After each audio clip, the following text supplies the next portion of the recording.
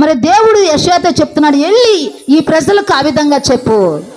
వారు దేవుణ్ణి ఎరిగినామని చెప్పుకుంటున్నారే కానీ ఎరిగి ఎరగనట్లుగా జీవిస్తున్నారు, విని విననట్లుగా జీవిస్తున్నారు, చూసి చూడనట్లుగా జీవిస్తున్నారు.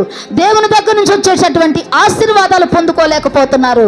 దేవుడిచ్చేటటువంటి దీవెనలు, దేవుడిచ్చేటటువంటి కృపలను, దేవుడిచ్చేటటువంటి మేలులను పొందుకోలేకుండా దేవుణ్ణి వ్యర్థముగా ఆరాధిస్తూ ఉన్నారంట, దేవుణ్ణి వ్యర్థముగా స్తుతిస్తున్నారంట.